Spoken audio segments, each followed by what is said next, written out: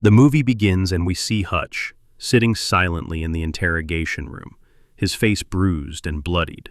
Two police officers sat across from him, asking questions. He said nothing. His eyes were calm, but his body showed signs of a recent fight. The story then shifted into a flashback, revealing Hutch's earlier life. He lived a quiet and ordinary life with his small family, a wife named Becca, a teenage son named Blake, and a younger daughter named Sammy.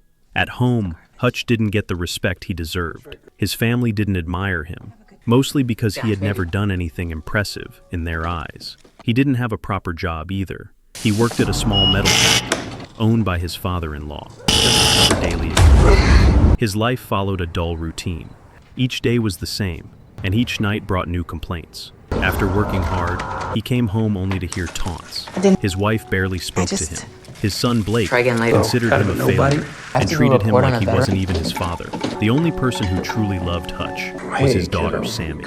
She gave warmth to the home and brought joy to Hutch's life. He shared a close bond with her and spent most of his free time with her.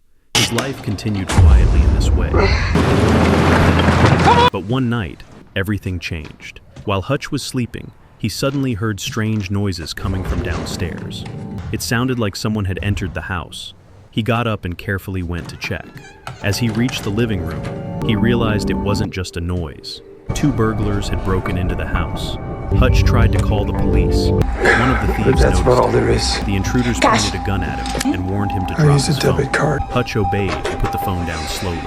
One of the thieves demanded that Hutch hand over all the money he had. As soon as Hutch heard the voice clearly, he realized it was a woman. He calmly told them that he had no money in the house. But then, the thieves noticed a bowl nearby that had cash inside. Without hesitation, they grabbed the money. What about his watch? Also noticed Hutch's wristwatch and moved forward to take it off. While she was taking Give me a fucking ring! Hutch noticed a tattoo on her wrist. He looked at it all there is. carefully, but stayed still, not resisting. After taking the money and the watch, both thieves were about to leave. Just then, Hutch's son Blake entered the room.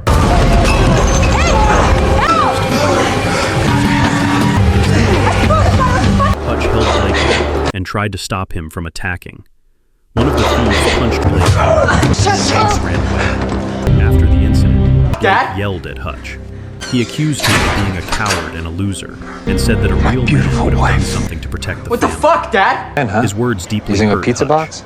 A short while later, the police arrived. I can't. The first question they asked was whether We're gonna everyone get out of was your safe. hair. At that moment, Hutch began to feel guilty. He realized that he should have protected his family, especially Blake. The thieves had weapons. They could have hurt anyone. But still, Hutch blamed himself for doing nothing. The next morning, when Hutch saw his son's bruised face, he felt even more ashamed. He believed that he had failed as a father.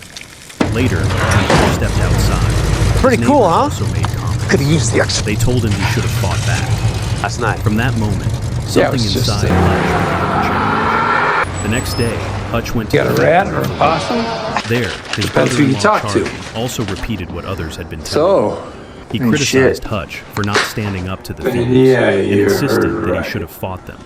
To make his point, Charlie handed Hutch a gun and told him that if anything like this ever happened again, bro. he should not hesitate to shoot.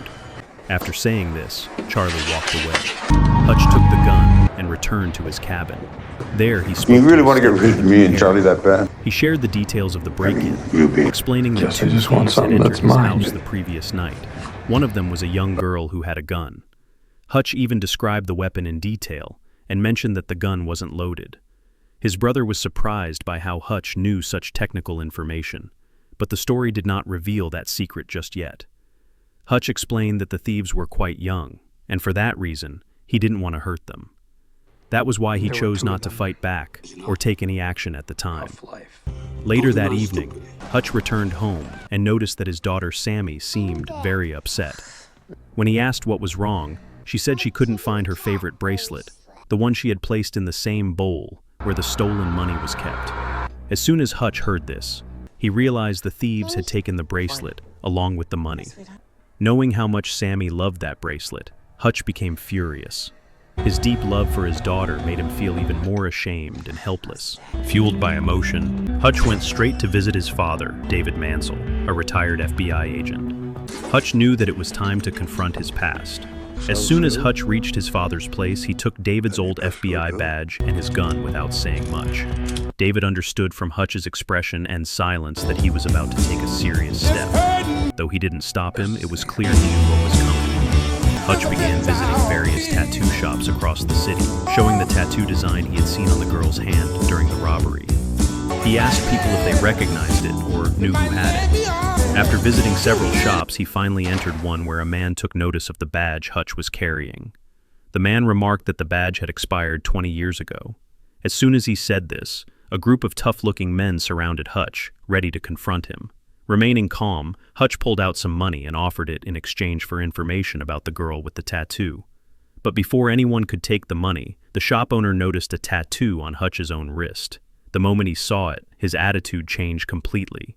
He became visibly afraid, refused to take any money, and immediately told his men to help Hutch with whatever he needed. Then, without another word, the man locked himself inside a back room. One of the shop workers gave Hutch the information he was looking for, including the address of the girl. Without wasting any time, Hutch went to her house. Upon entering, he first confronted the girl and hit her out of rage. Then he handed her the gun and demanded his watch and his daughter's bracelet. The girl returned his watch but claimed she knew nothing about the bracelet. Hearing this, Hutch's anger grew even more intense. Just then, he heard a child crying. He looked around and saw a very sick child wearing a medical mask. The two thieves explained that they had committed the robbery out of desperation and for the sake of their child's treatment. After hearing about the child's illness, Hutch chose not to hurt the couple. He quietly left their home, but deep down, he was still filled with anger. As he boarded a bus to return home, his mind was troubled. While Hutch was sitting in the bus, a group of drunk men got on. They were loud, unruly, and had no control over themselves. One of them started bothering a young girl who was also on the bus. Watching this happen made Hutch even more furious. Without saying much, Hutch walked up to the driver, asked him to leave the bus, and closed the doors behind him. The drunk men began laughing at Hutch and made fun of him, thinking he would back off. One of them told him to get off the bus as well, but instead of stepping away, Hutch attacked them. He started beating all of them with great strength and skill. During the fight, one of the men managed to stab Hutch, and he briefly collapsed. But he stood up again, more determined than ever, and beat them all severely. All of them were left badly injured by the time the fight ended. Hutch quietly left the stage and went home. However, in chaos, Hutch accidentally left behind his credit card on the bus. In the next scene, we are introduced to a powerful Russian gangster named Ilya Naishuller. One of the men Hutch had beaten was Yulian's younger brother. When Yulian found out what had happened, he immediately went to the hospital. There, he saw his brother in critical condition, barely alive. Yulian asked the others who had attacked them. They described Hutch and told Yulian that it was a man they had met on the bus. Then they handed over the credit card that Hutch had left behind. Meanwhile, Hutch was at home, spending peaceful time with his daughter, unaware of the storm that was about to come. Just then, Hutch's phone rang. When he answered, it was his stepbrother, Harry, warning him that he was in danger. Harry explained that one of the men Hutch had beaten on the bus was the brother of a powerful gangster named Yulian. He told Hutch that Yulian was now looking for him and wouldn't stop until he found him. Harry advised Hutch to contact a man known as the Barber and gave him his number. Hutch followed the advice and went to meet the Barber. The Barber told him that Yulian was a dangerous man who didn't just punish his enemies, he destroyed their entire families. He warned Hutch that the best thing he could do was take his family and leave town immediately. Hutch returned home and calmly told his wife and children that they would be going on a vacation to Italy. He said they would stay there for a few months and then come back. His family agreed without asking many questions. Just as they were preparing, Hutch noticed several suspicious cars approaching their house. He instantly realized they belonged to Yulian's men. Without wasting time, Hutch led his wife and children to the basement and told them to stay there no matter what happened. Then he returned upstairs to face the threat. As Yulian's goons entered the house, Hutch quickly reacted. He fought some of them hand-to-hand, took a gun from one of the attackers, and began shooting to protect himself and his home. Hutch killed many of Yulian's men during the attack. However, one man managed to sneak up from behind and knocked Hutch unconscious using an electric shock device. After that, they put his unconscious body into the trunk of a car and took him to Julian. When Hutch regained consciousness inside the car, he noticed that he still had a fire grenade with him. He quickly moved from the trunk into the back seat and activated the grenade, filling the car with smoke. The thick smoke blinded the driver, causing the car to crash into a pillar and flip over. As a result, most of the attackers were seriously injured. Hutch escaped from the wrecked vehicle. One of the injured men, shocked by what he had seen, asked Hutch who he was. Hutch calmly replied, "I'm nobody." After this, he returned home and brought his wife and children out from the basement. He told his wife that things were going to get much worse and that she should take the kids and leave immediately for their safety. He promised he would come for them once the situation Come on, you gotta improved. give me some. Hutch's wife sensed the seriousness in his tone and didn't argue. She packed up and left the house with their 2 children. Then, a deeper part of Hutch's story was revealed. He had once worked as a government assassin for a secret agency. His job was to track down highly dangerous criminals and eliminate them. He was so efficient that even the most powerful enemies of the state were afraid of him. Over time, he had grown tired of this violent life and tried to live peacefully, but now his past had returned. No one had ever been able to catch the dangerous criminals that Hutch was assigned to find. That job always came to him. He would locate those people and eliminate them without fail. This was how Hutch's life continued for a long time. But one day, when he was about to kill a man who had committed many crimes, the man begged for mercy. He said he had left his bad ways behind and was trying to become a better person. He pleaded for one last chance. Hutch felt pity for him and decided to let him go. Sometime later, Hutch visited the man's home to check if what he had said was true. To his surprise, he saw that the man had completely changed. He had a loving family, and everyone in the house looked happy. Seeing this made Hutch realize something important. The people can change. He understood that killing wasn't always the answer, and that sometimes people just needed a chance. That moment changed Hutch's life.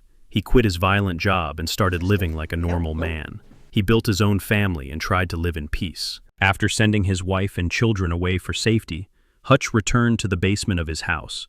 There, he found his daughter Sammy's bracelet. When he saw it, he thought to himself that if he had found it earlier, none of this chaos would have happened. But by now, it was too late to turn back. He had already gone too far.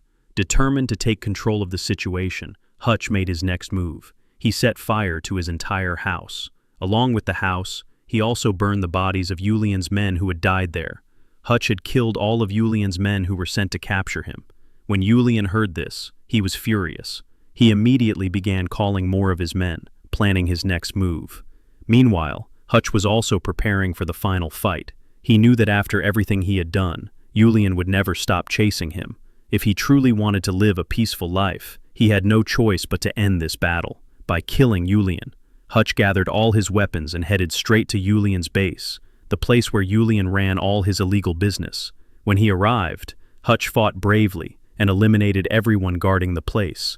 He then made his way to a room filled with stacks of money. Without any hesitation, Hutch set fire to the entire stash. After destroying the money, he went to Julian's nightclub. Julian was surprised to see Hutch there. With a sarcastic tone, he said that when a vulture's death is near, it flies straight into danger, just like Hutch had done. At this, Julian's men pointed their guns at Hutch, ready to shoot, but Hutch calmly took out a handkerchief and revealed a bomb underneath it. He warned everyone that if anyone dared to come close, he would detonate the bomb, killing them all in the process. Then he turned to Julian and spoke with calm confidence. Hutch calmly told Julian that he had come only to talk. He asked if Julian was willing to have a conversation, and Julian agreed. He then ordered all his men to leave the room. Once they were alone, Hutch explained that after many years of hard work, he had built a home for his family, a place filled with peace and memories. But because of Julian, he had to burn that house down. In return, Hutch said he had destroyed Julian's years of hard-earned money by burning all of it. He added that now, they were even. Their scores were settled. Hutch suggested that they both walk away and start their lives fresh, forgetting what had happened. Julian listened, but the moment he heard about the money being burned, anger started to build up inside him. Hutch, however, calmly warned him that if he stayed away, he would be safe, and advised him never to cross paths with him again. After saying this, Hutch turned and walked away. But as soon as he left the building, Julian ordered his men to follow him and attack. Hutch ran through the streets and reached the factory where he used to work. There, he had already planned. His stepbrother Harry was waiting, armed with a sniper rifle, and he began taking down Julian's men one by one. Hutch's father was also there, holding a gun, ready to fight. It was clear now, Hutch had prepared for everything. Hutch had brought everyone to the factory on purpose. It was all part of his plan. As soon as Julian's men entered, Hutch, Harry, and their father launched a counterattack. They had also set up several traps inside the factory, which started killing off Julian's men one after another. In the chaos, Harry got shot, forcing the rest of them to take cover. Soon, they realized they were out of bullets. Meanwhile, Julian advanced with a large machine gun, determined to kill them all. Thinking quickly, Hutch grabbed a sheet of bulletproof glass that was nearby. He also picked up the same bomb he had brought earlier to the club. Holding the bomb behind the glass, he started walking straight toward Julian, even as Julian kept firing at him. Thanks to the bulletproof glass, none of the bullets hit Hutch. As soon as he got close enough, Hutch triggered the bomb. The explosion was powerful. Julian was killed instantly, and although Hutch got injured, he survived the blast. After the explosion, Hutch slowly stood up. He thanked his brother and his father for their help and support. Now that Julian was dead, he knew the danger had passed. Feeling relieved, Hutch called his wife and told her that everything was fine now, and they could finally be together again. Right at that moment, the police arrived at the factory, and with that, the film returned to the very first scene. Hutch sitting in the interrogation room, just as we had seen at the beginning of the movie. Two officers were interrogating Hutch when suddenly their phone rang. After answering the call, they were instructed to release him immediately. It turned out the call was from their senior, who knew about Hutch's background. Hutch had previously worked for an intelligence agency, and this call confirmed that he still had influence. Later, Hutch was seen walking with his wife. They were looking for a new house to settle down in. While speaking with a real estate agent, Hutch asked whether the house had a large basement. The agent replied that it did, which seemed to satisfy Hutch. In the next scene, David and Harry were shown driving a car filled with weapons. They were on their way to Hutch's new home. All three of them understood that although the danger had passed for now, there was always a chance they might need those weapons again. And with this, the film came to an end.